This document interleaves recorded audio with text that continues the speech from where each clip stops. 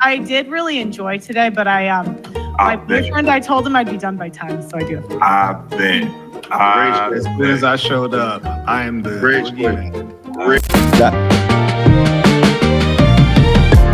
If you knew what you were made of, then we would save the world. So, in this video, which I don't think is going to be very long, I think it's quite funny because we're back on the topic of JustPearlyThings, who is this used to be red pill female who has now become an anti-woke, anti-black grifter. And it seems to be the pipeline of development for a lot of these content creators, starting off in the red pill space and then moving that audience that they've fostered seems to be susceptible to anti-black content, which obviously leans into my theory that all the people in red pill are angry white single males. That tends to be who it is, you know, angry white incels who essentially can't get partners and blame the world for it. And after blaming their mother, the next best thing to blame is a black person. So she's kind of weird because she's a female, but that's her whole grift. The whole thing about her being in the red pill space and often contradicting herself multiple times is the fact that she realized she had a niche in saying, hey, I'm a woman who accepts your misogyny. Be as misogynistic as you like to me. It's cool. You know, that's what makes me understandable. Women just need to be more like me. And she's single and she's doling out all of this information about how women can be more attractive to men, which is hilarious. But anyway, that's a side note. The last video that I did about JustPearlyThings, she was getting bodied by the lead attorney, who essentially is a, you know, black male who basically just pulled her up by asking her a few questions. And you could see she had a tail between her legs and she didn't know what to do, like many of these kind of like anti-black grifters.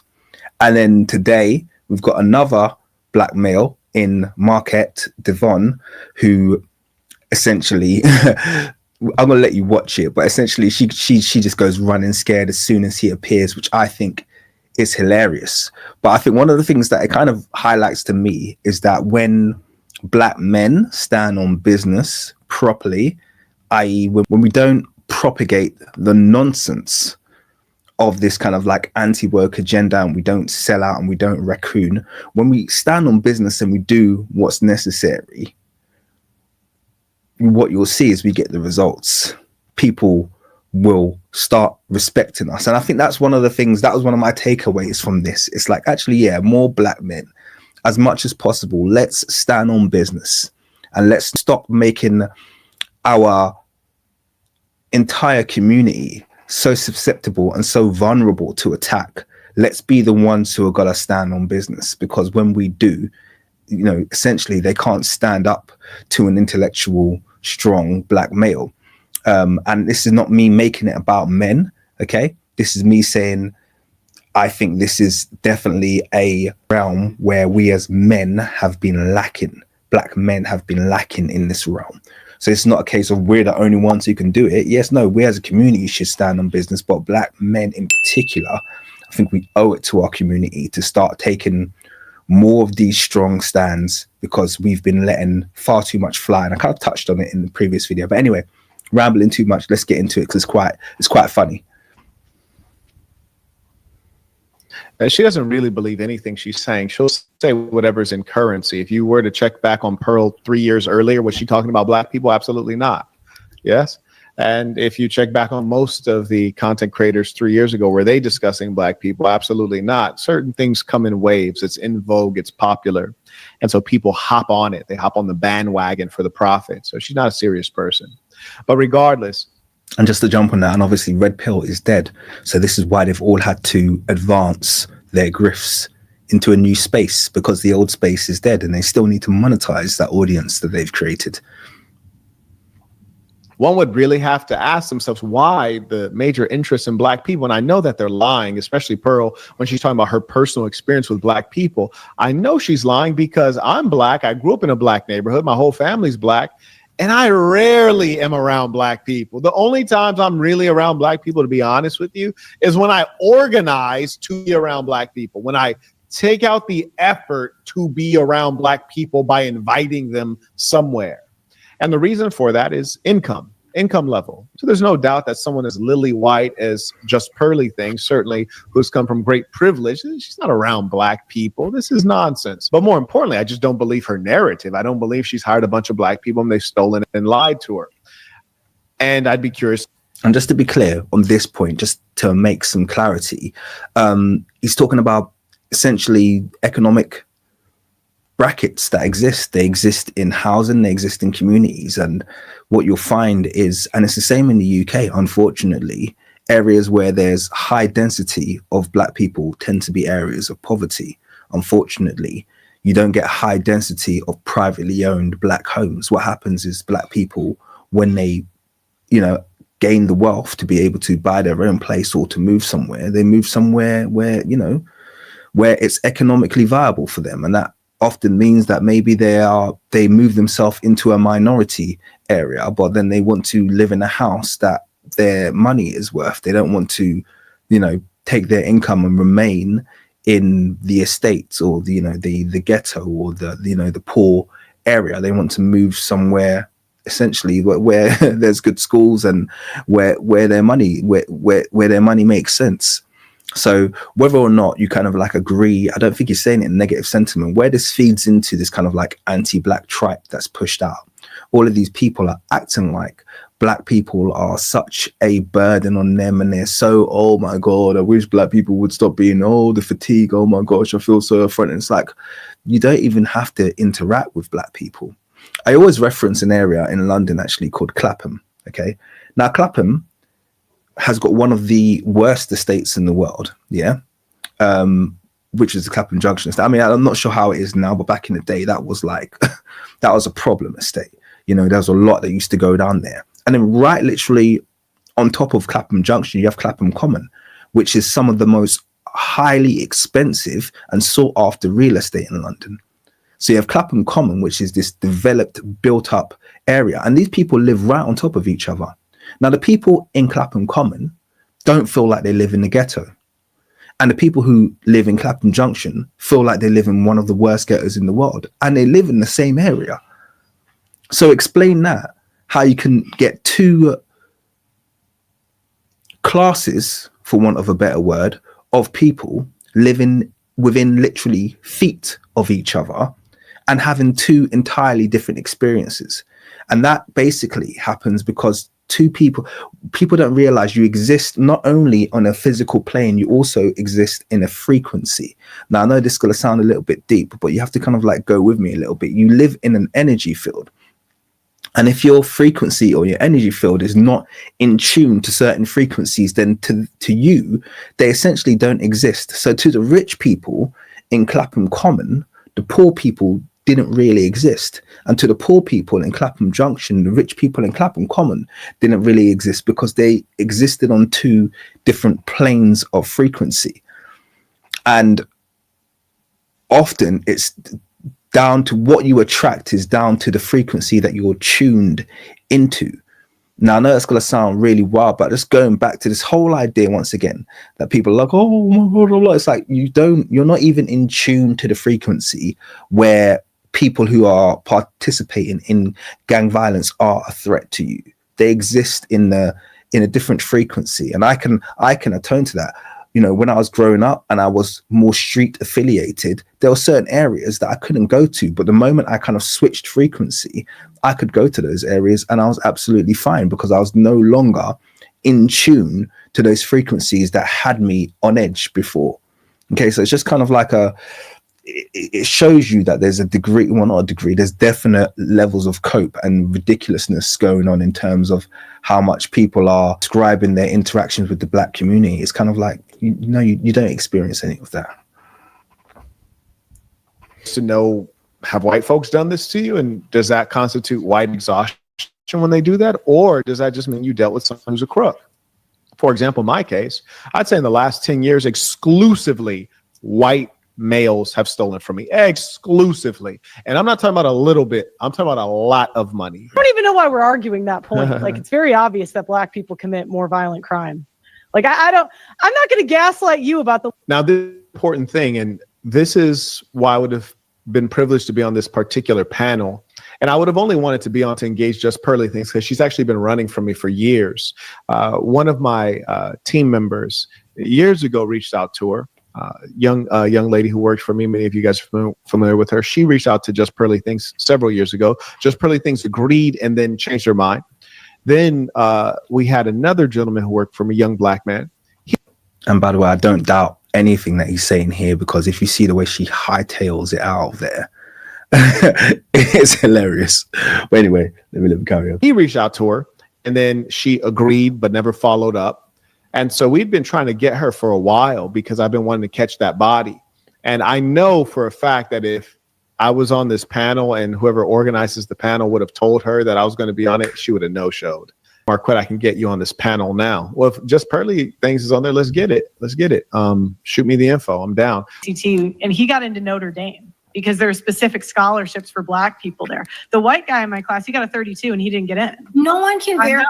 Are you gonna go on the record and say that scholarships are wrongfully awarded to black people more than anyone else? I'm not saying that it's wrong or right. I'm saying there are specific. No. Did you hear the question? I said, are you going to go on the record saying that there are more scholarships awarded wrongfully to black people than any other race? That's what I asked. Again, I didn't say wrong or right. And that's ridiculous. The fact that she's now, her defense is, I didn't say wrong or right. She just made the statement, these black kids or whatever got into this uni or this college via a scholarship and my friend didn't get in. Okay. So you're either arguing that it's wrong that these black people were offered a scholarship, or you don't have an argument, because that's how scholarships, they've always existed. Okay. People perform exceptionally in certain areas and the university or the college sees value in that individual and offers them a scholarship. The only reason that should be a talking point is if they're offering scholarships to people who don't deserve it, which is once again this whole DEI argument to kind of like get the numbers up, which is never the case. Now, because she can't defend the fact that the scholarship was wrongfully given, she's now saying, oh, well, it's not wrong or right, so why mention it? It's totally irrelevant. What do you want universities and colleges to stop scholarships? Is that the argument that's being raised now? It's like there shouldn't be any scholarships, there shouldn't be anything. It's like this is how desperate this argument of white supremacy becomes. It's kind of like looking for any single talking point to raise a complaint about, and then when you get checked to say, okay, well, cool, can you verify any of that? It was like, hey, it's not a bad, I'm not saying it's a bad thing or a good thing, it's just happened. Check it out, research, look into it. It's like, come on, that is not credible, and this is why she's gonna hightail it out of here in a second. Check this out. Said the fact is there are specific scholarships. It's the same with women, right? There's specific scholarships that are made for women. There's pretty much specific scholarships for everyone. That kind of sounds like a deflection. I do really. Yeah, scholarships for men as well, and scholarships specifically, for white male sports. Yeah, there's scholarships that white males benefit from. There's scholarships for musicians. There's scholarships for literally everything and anything that a university might be bearing an interest in at any moment in time. A university might want to increase its numbers for a specific field where they want to become specialist or have some excellence in, or in the case of college football, for instance, make money to support the university and the college so that they can actually thrive as a business. These are why scholarships are offered. Okay, and these are why scholarships always have been and always will be offered. You're complaining that some of the people who are winning these scholarships, in your mind, a disproportionate amount of them happen to be people that are black. This is a ridiculous talking point. I did really enjoy today, but my boyfriend, I told him I'd be done by 10, so I do have to go. I bet. As soon as I showed up, I am the boogeyman.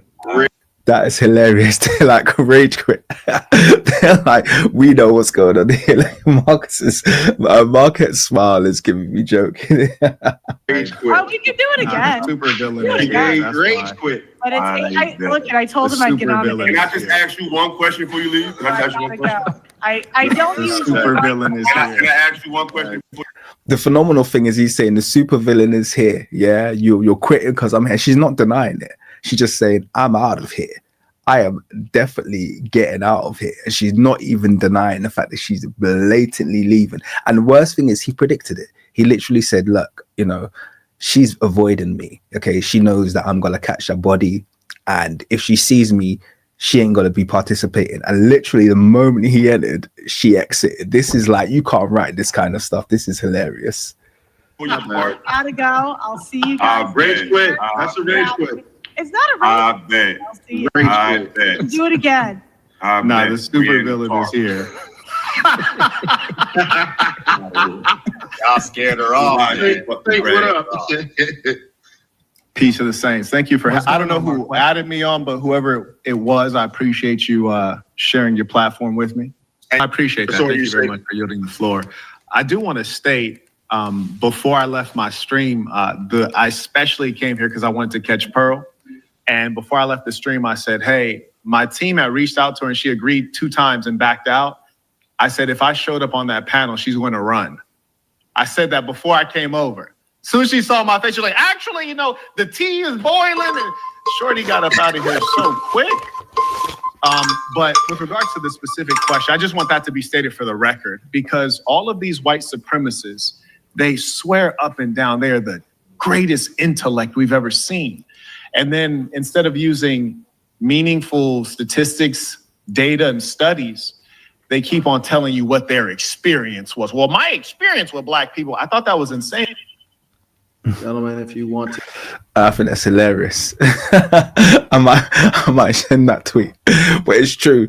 You know, they feign, you know, it's funny. I was watching, and I might post on it, an interview between, I think Mark actually was reacting to it again, but it was interesting. It was an interview between Piers Morgan and Nick Fuentes.